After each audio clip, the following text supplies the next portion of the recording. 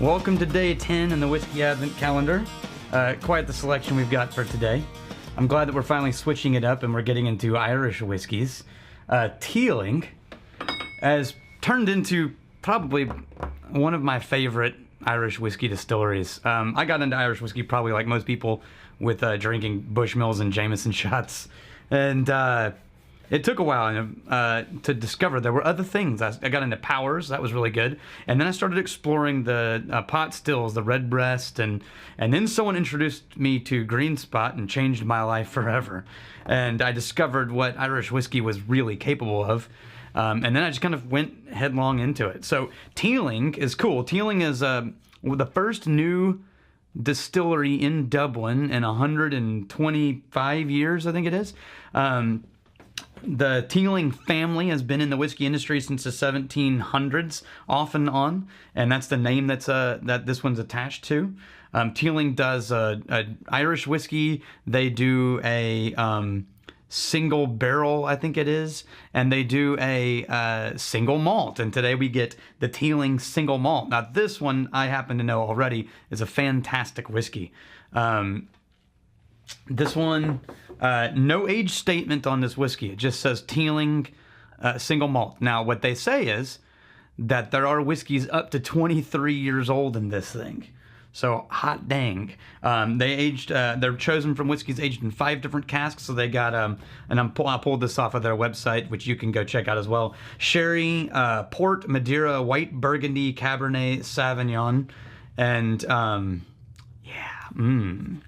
let's see what this is here. Now, I will tell you,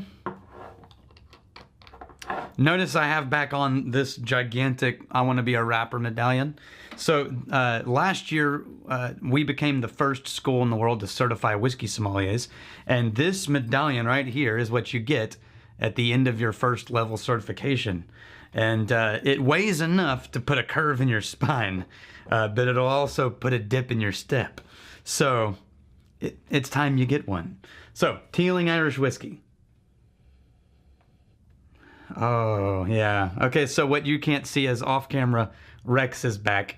And because I just started this video, he is not yet sipping on any whiskey.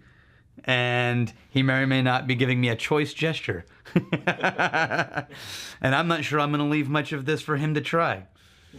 Now, on the upside, what he doesn't know, except for he's about to, is I actually have a full bottle of this on one of the shelves behind me. So if I go a little bit gonzo on this, he can always refill. Oh, man, you can just smell all the kind of sweet wine notes in this. One thing I love about Irish whiskey, and this thing I think is really cool. And first, let me try some whiskey.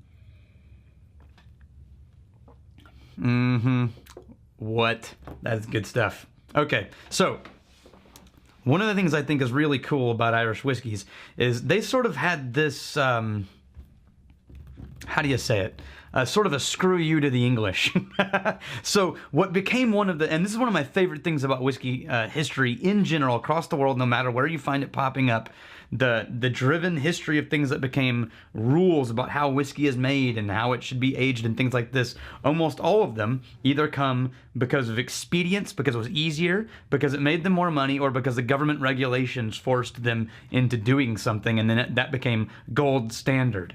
So, one of the cool things, not cool in the original, but what it ended up with was great, which was the English tried to tax the Irish out of whiskey making by taxing the percentage of malted barley they're used in their products.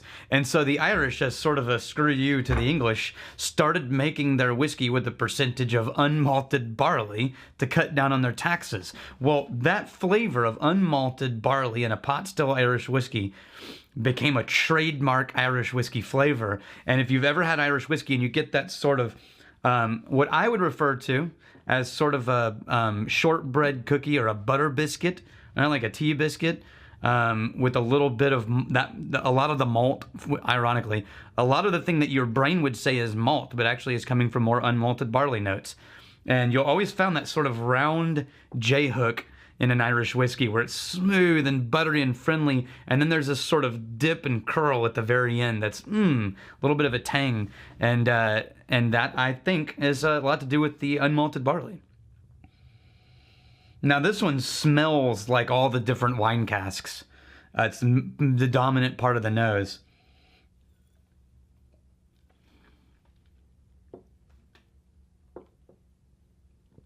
Yeah. Yeah. This is one of those whiskeys I classify as a dangerous whiskey because it goes down so easy that there's just, oh, it just wants to be friends. Oh yeah. Yep. Nah, I got nothing else to say. I'm just sort of enjoying the moment.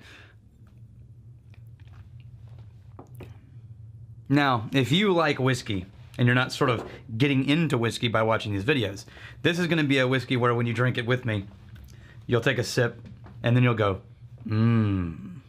that's good. I'm just going to predict that one for you. Oh yeah. And there is that kind of J hook of, it's just such a great single malt. And they're doing the classic Irish pot still. And man, there's some great history behind that. I'm not going to go into it for this video, but thanks again, Master of Malt, for another kick butt whiskey. Now tomorrow, we end up with our first bourbon. And I have to warn you up front, bourbon's not my favorite. And so although I do enjoy bourbon, it's not going to get as glowing of a reaction from me as the Scotch and Irish whiskeys. So prepare yourself. I'll see you tomorrow.